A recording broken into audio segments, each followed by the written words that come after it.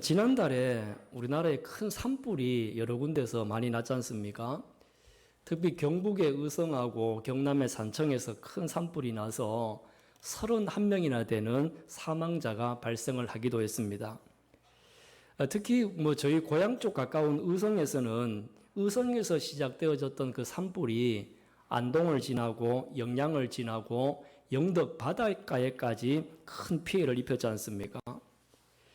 지금까지 우리나라에서 산불이 여러 번 났었는데 이번에 의성에서 났던 그 산불이 최대 면적을 태웠던 가장 큰 산불이라고 기록이 될 정도로 큰 불이었습니다.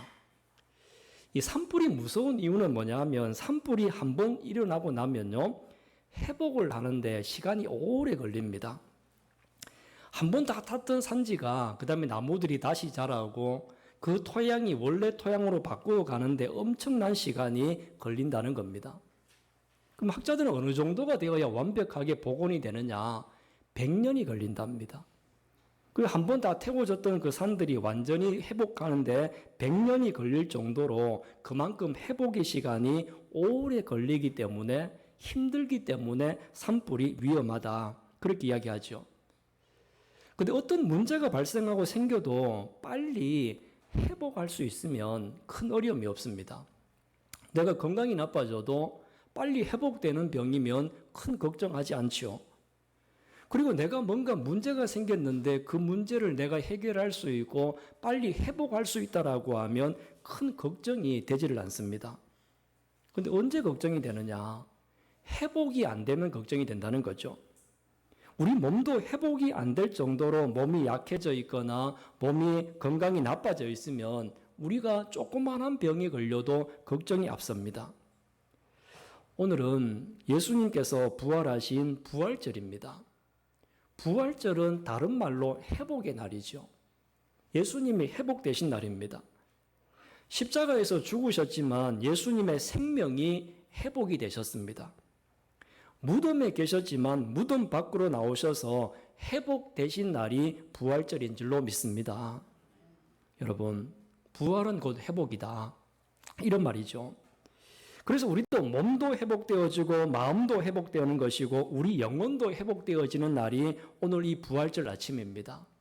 그래서 오늘 이 부활절 아침에 여러분의 몸도 회복되고 믿음도 회복되고 영혼도 회복되어지는 이런 부활의 기쁨이 여러분에게 있기를 주님의 이름으로 축원합니다. 이렇게 부활하셨던 예수님은 제자들을 찾아가셔서 잃어버렸던 것들을 다시 회복을 시켜주셨습니다. 오늘 이제 두 군데 말씀을 보았는데요. 그럼 예수님께서 제자들을 찾아가셔서 회복하신 것이 무엇이겠습니까?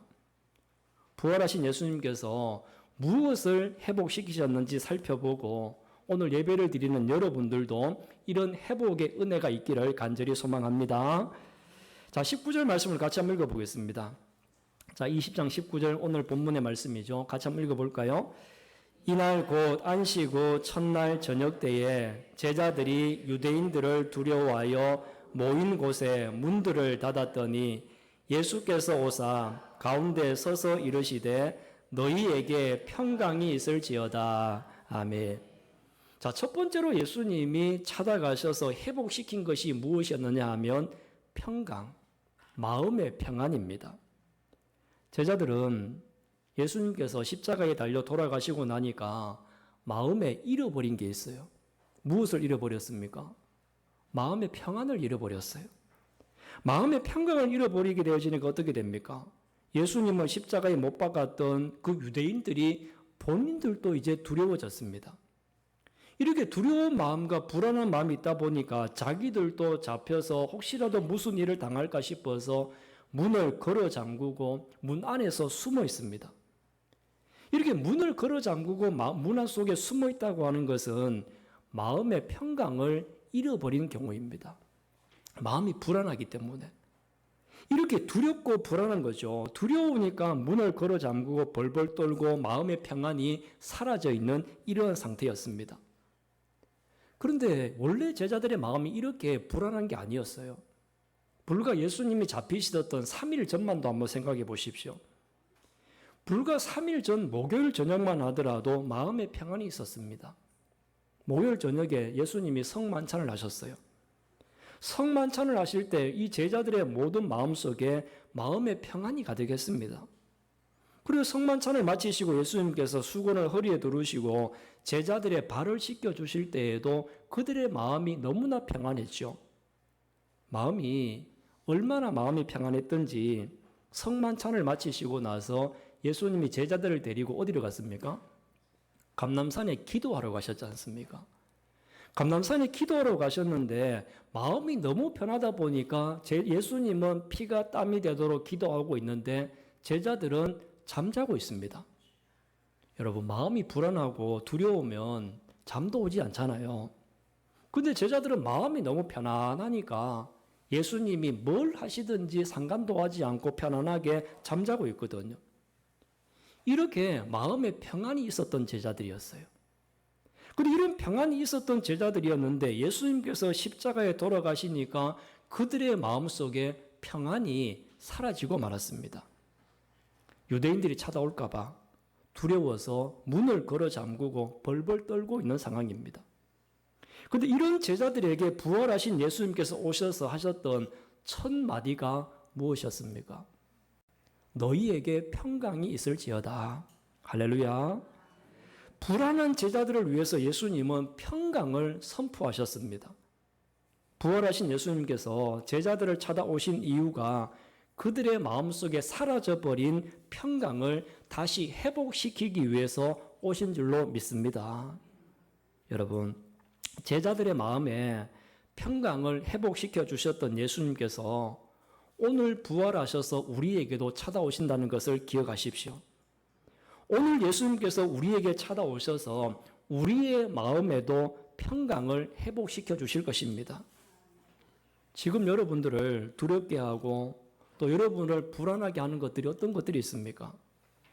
우리의 미래가 때로는 두렵기도 하죠. 사업이 잘 될까?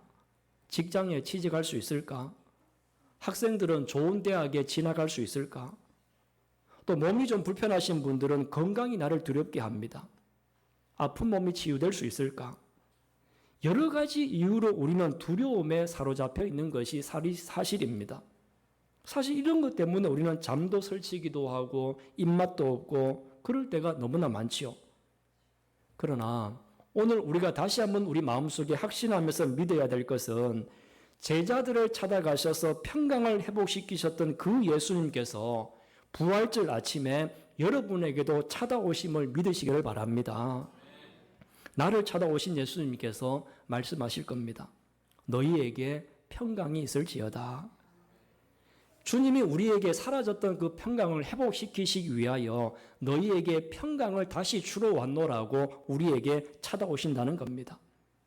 찾아오신 예수님을 여러분 바라보시기를 바라요. 그래서 혹시라도 여러분의 마음속에 여러 가지 문제들로 인하여서 아니면 사람들로 인하여서 마음이 상하고 마음에 상처가 있고 볼 때마다 불편하고 아픈 마음이 있다고 한다면 그 모든 마음들이 부활하신 예수님 때문에 회복되는 은혜가 있기를 간절히 바랍니다. 그래서 오늘 부활절 아침에 부활하신 예수님으로 인해서 마음의 평강이 회복되는 은혜의 시간이 되기를 주님의 이름으로 축원합니다. 이렇게 예수님이 오셔서 평강을 회복시키시고 나서요. 그리고 또 하나가 있는데 그것은 사명을 회복시킨 겁니다. 잃어버린 사명을 회복시킨 거죠. 예수님께서 처음에 베드로 안드레를 부르셨던 장면을 한번 생각해 보십시오. 마태복음 4장 19절 20절 말씀인데요. 우리 같이 한번 읽어볼까요? 자, 시작. 말씀하시되 나를 따라오라. 내가 너희를 사람을 낚는 어부가 되게 하리라 하시니 그들이 곧 그물을 버려두고 예수를 따르니라. 아멘. 자, 예수님께서 베드로와 안드레 제자들을 부르셨을 때 어떤 사명을 주셨습니까? 지금까지는 고기를 잡는 어부의 삶이었습니다. 이제는 하나님 예수님이 오셔서 이 제자들에게 새로운 사명을 부여하셨어요. 그 새로운 사명이 무엇이었느냐 하면 고기를 낚는 어부가 아니라 사람을 낚는 어부. 이것이 예수님께서 새로 주셨던 이들의 사명이었지 않습니까? 이들은 자기가 이제 그것이 사명이다라고 믿고 이 사명을 감당하도록 하기 위해서 예수님과 함께 3년을 다녔습니다. 3년 동안 예수님으로부터 그 사명이 무엇인지를 배웠고 그 사명을 어떻게 감당해야 된다라고 하는 것을 3년 동안 예수님은 가르치셨어요. 그런데 여러분, 예수님께서 잡히실 때 베드로는 예수님을 모른다라고 3번이나 부인을 했습니다.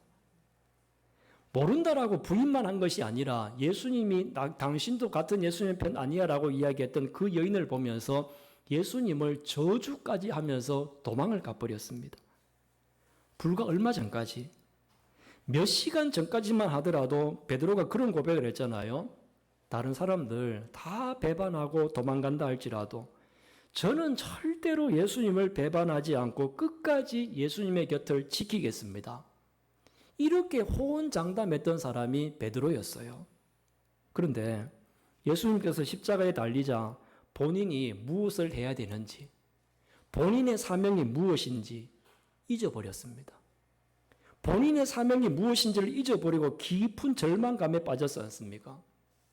이렇게 사명을 잃어버리고 나니까 베드로가 어떤 선택을 하느냐 하면, 그래, 에라 모르겠다. 고기나 잡으러 가자. 에라 모르겠다. 다 팽개쳐버리고 옛날로 돌아가서 갈릴리로 가서 고기나 잡으며 살자. 베드로는 자신의 사명이 무엇인지 알았지만 그것을 포기해버렸습니다. 이렇게 자기의 사명을 포기해버리고 물고기나 잡고 있는 이 베드로에게 예수님이 찾아가셨습니다. 여러분, 왜 베드로를 다시 찾아가셨겠어요? 왜 베드로를 다시 찾아갔느냐 하면 다시 본인의 사명이 무엇인지를 깨닫고 그 사명을 예수님께서 회복시켜 주시기 위해서 찾아가신 줄로 믿습니다. 그럼 찾아가셔서 어떤 말씀을 하셨어요? 그 말씀을 한번 볼까요? 자, 요한복음 21장 17절. 자, 같이 한번 읽어보겠습니다. 21장 17절입니다. 시작.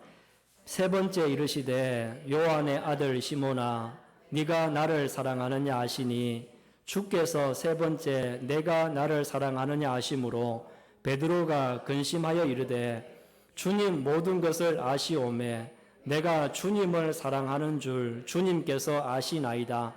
예수께서 이르시되 내 양을 먹이라. 아멘. 자, 예수님이 베드로에게 찾아가셔서 물고기 잡는 게 너의 사명이 아니야. 너의 사명은 내 양을 먹이는 것이 진짜 사명이야.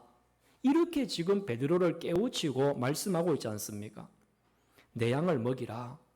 내 양을 먹이라라고 하셨던 이 주님의 음성은 주님의 양떼들을 돌보고 먹이는 목자의 사명이 베드로가 감당해야 될 사명이었다는 겁니다. 이것을 일깨워주고 또 그 사명의 자리로 회복시키기 위해서 부활하신 예수님이 베드로와 안드레와 그의 제자들을 찾아가셨습니다.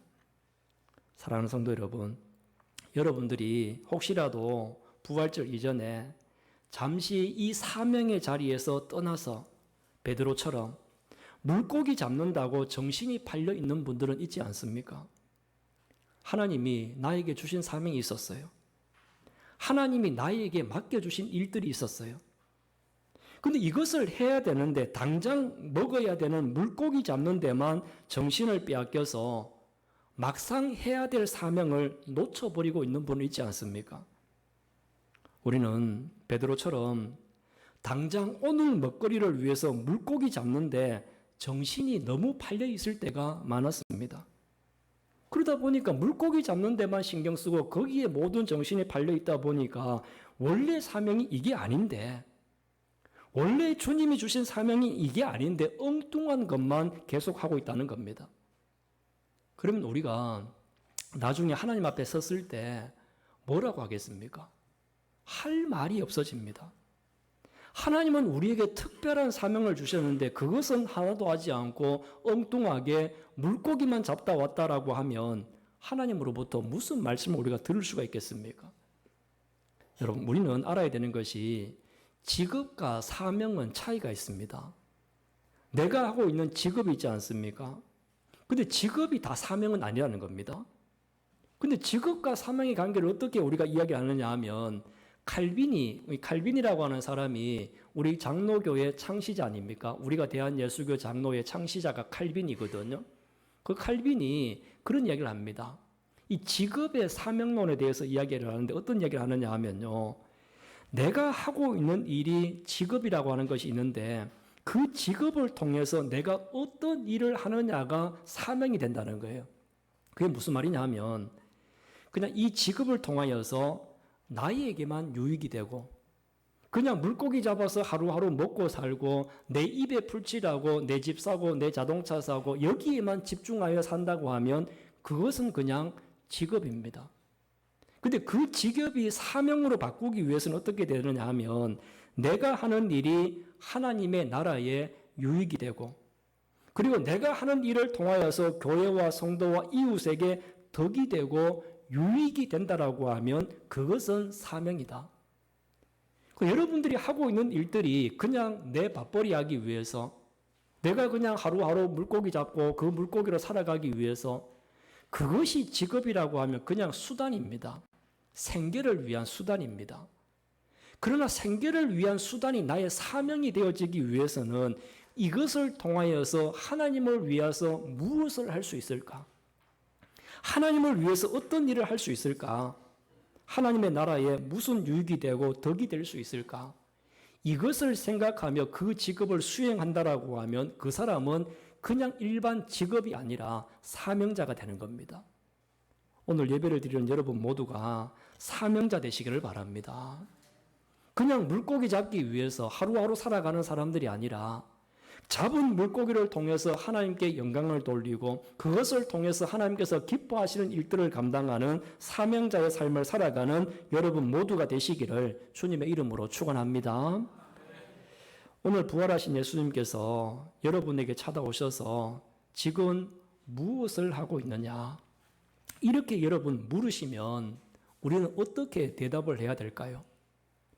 지금 오늘 오셔서 지금 물고기만 잡고 있느냐 이렇게 우리에게 물어보신다라고 하면 정말 여러분들이 우리의 삶을 돌아보셔서 베드로처럼 물고기 잡고 있습니다라고 대답하는 것이 아니라 주님이 주신 사명을 감당하고 있습니다. 주님이 주신 사명에 충성을 다하고 있습니다. 이렇게 대답할 수 있는 여러분들이 되시기를 간절히 바랍니다. 여러분, 오늘은 예수님께서 부활하신 부활절입니다.